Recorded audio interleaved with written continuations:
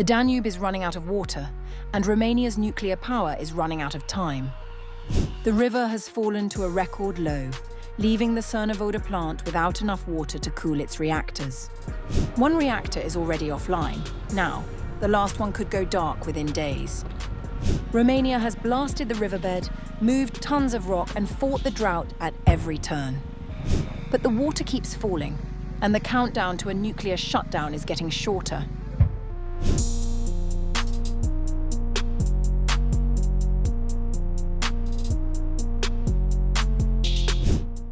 Romania looks set to switch off its last working nuclear reactor on August 13th, as record low levels on the Danube leave the Cernavoda plant without enough water to keep it cool. State operator Nuclearelectrica said the shutdown of the second reactor could come as early as that morning, just weeks after the first unit was taken offline on July 27th. Together, the two reactors normally supply about a fifth of the country's electricity. Authorities have spent recent weeks trying to buy time. Crews blasted a rock formation out of the riverbed, dredged the channel, and sank barges loaded with stone to redirect what water remains toward the plant's cooling system. None of it has been enough. The possibility of a controlled shutdown is based on weather forecasts and Danube levels. Water levels at the river's entry point into Romania fell to an all-time low on August 11th, according to the State Water Management Agency, which described a shutdown as unavoidable. The government has already declared a state of energy emergency for the month of August. Households have been asked to cut consumption during peak evening hours, and officials have prepared a staged plan to reduce power to industrial users, with cuts of between 10% and 30% possible if imports cannot cover the shortfall. Energy Ministry officials have stressed that ordinary households will not lose power even if the second reactor goes offline. Industry is expected to absorb the brunt of any cuts instead. The Danube's troubles are not confined to Romania. Upstream in Hungary, falling water levels forced operators to shut a turbine at the Pax nuclear plant, though a recent rise allowed it to restart on August 10th. That recovery will offer little relief further downstream, as Romania sits at the end of the river's course before it empties into the Black Sea. The crisis is part of a wider pattern across the region this summer, with extreme heat and drought-straining power generation, shipping and public health systems throughout southeastern Europe.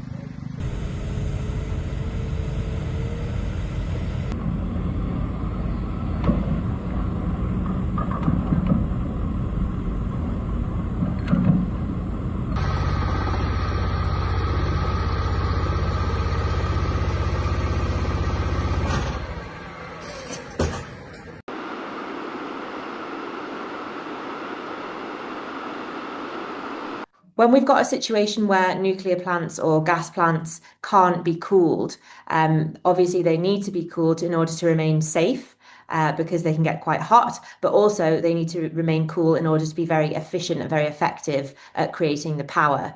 So in Romania and in Hungary as well, they're looking at new ways that they can divert or get more water into the areas where they need it so that these power plants can remain cool.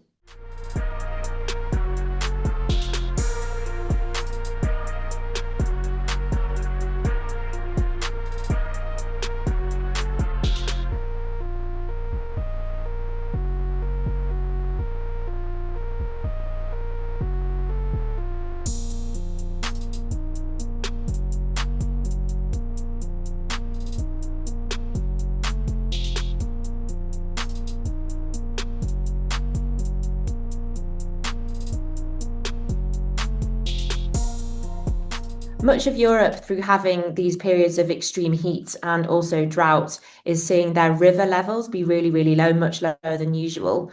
And that creates problems for cooling down both nuclear power plants, but also gas power plants, because there's simply not enough water there to cool down the plants that they need to. And not only is there simply not enough water, but the water temperatures are high as well. And that means it's harder for them to cool. So they're having to take quite extreme measures, things they don't normally have to do to try and get these power plants to keep operating.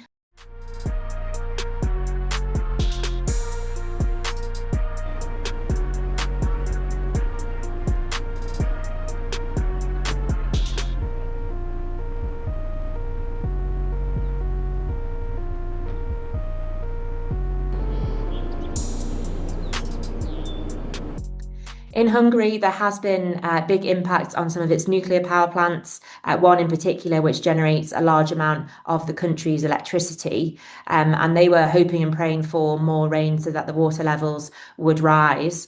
And I think luckily they've been able to get some more water and it has continued operating. But they were in a situation where it was quite touch and go whether they would get that, and they were preparing for the worst. They were reducing output from the power plant. They were saying that the country needs to come together.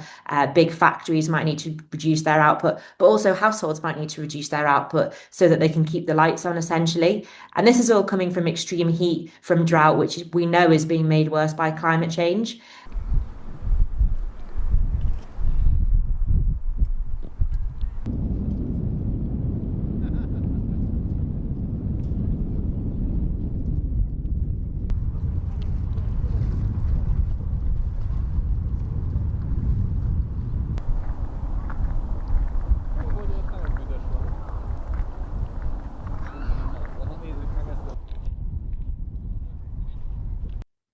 Well, when we have a situation where nuclear plants or gas plants have to completely turn off or reduce their power output in order to stay safe, that does have knock-on impacts across the whole economy in the whole country, but also on people's general day-to-day life. So we can have factories that have to stop working, stop producing. We have commercial premises that can't be cooled down or their operations can't continue as normal. But also we have households without power, and that can be a threat to life if somebody needs medical help from equipment, or generally elderly people who can't see where they're going and there's a risk to them falling down the stairs and whatnot. And unfortunately, we have seen deaths in heat wave related blackouts before. In the US in 2020, and in Spain and Portugal, when there was a blackout, I think it was last year, there was also a death. So we know that blackouts have consequences.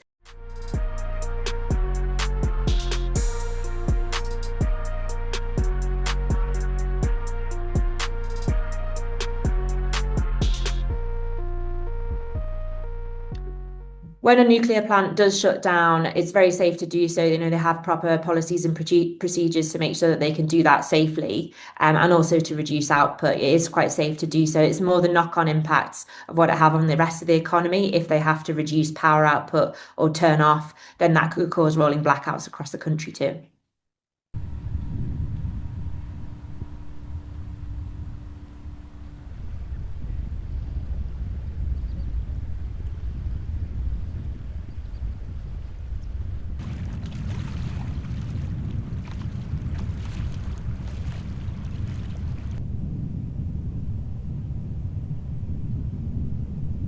So there is going to be probably a worry about those flash floods, and the government and emergency services will have to be preparing for that. But I think in the longer term, it's good news that we're getting some rain, because that hopefully will bring river levels and sea levels back up, and make it a bit easier to cool the power plants.